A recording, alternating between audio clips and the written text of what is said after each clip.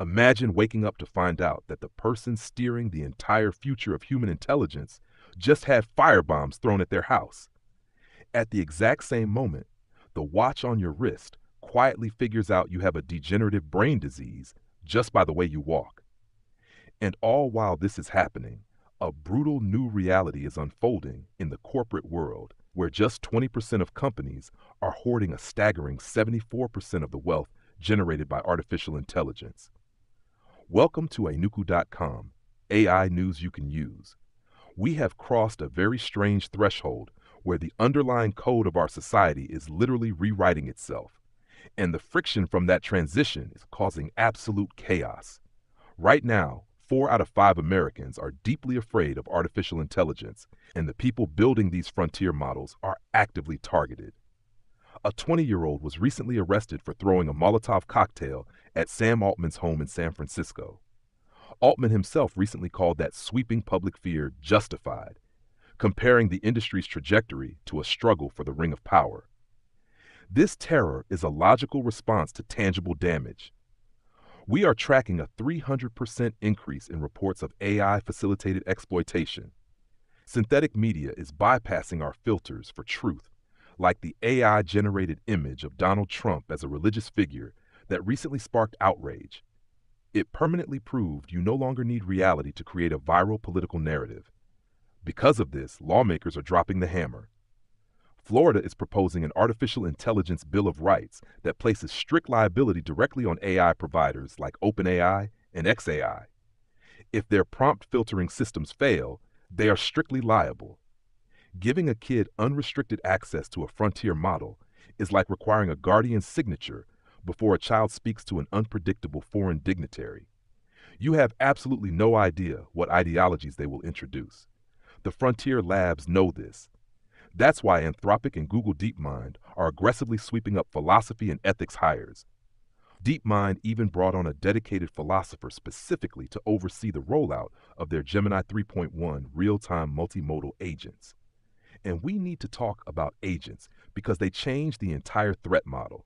For the past 2 years, we've dealt with chatbots. A chatbot is reactive. It's a glorified search bar. An autonomous agent is proactive. You give it an abstract goal, and it breaks it down into subtasks, navigates the web, and executes a complex plan entirely in the background. It's the difference between asking for a cake recipe and telling an agent to plan a birthday party, ordering the cake, emailing parents, and paying deposits.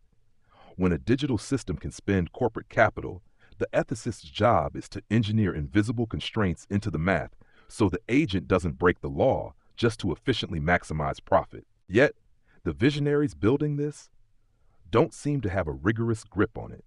Sam Altman has faced immense internal scrutiny, with verified reports showing he routinely mixes up basic machine learning concepts in front of his lead engineers. We are entrusting reality-altering technology to executives who view it through the lens of capital accumulation, not rigorous engineering safety.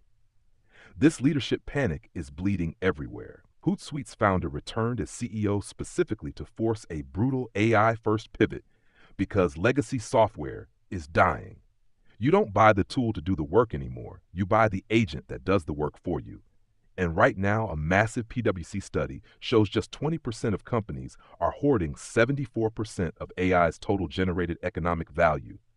The other 80% are trapped in pilot purgatory, playing with basic chatbots. The top 20% are winning because they deploy self-optimizing autonomous agents.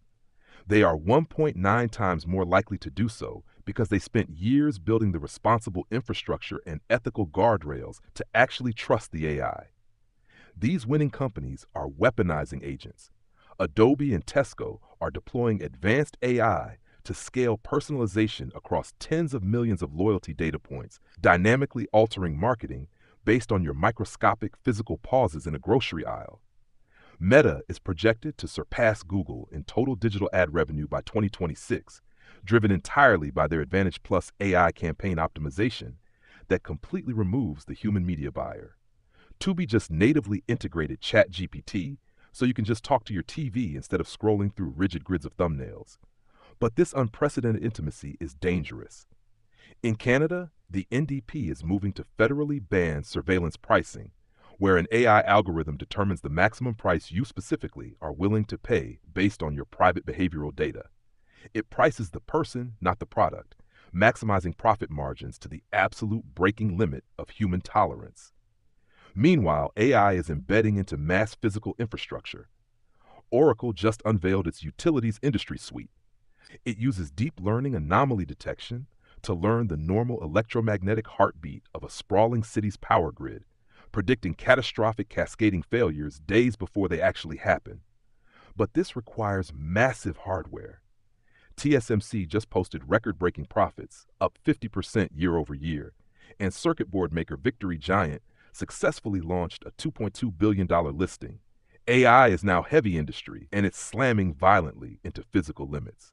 OpenAI had to pause its $100 billion Stargate supercomputer project because of grid connection delays and immense energy costs.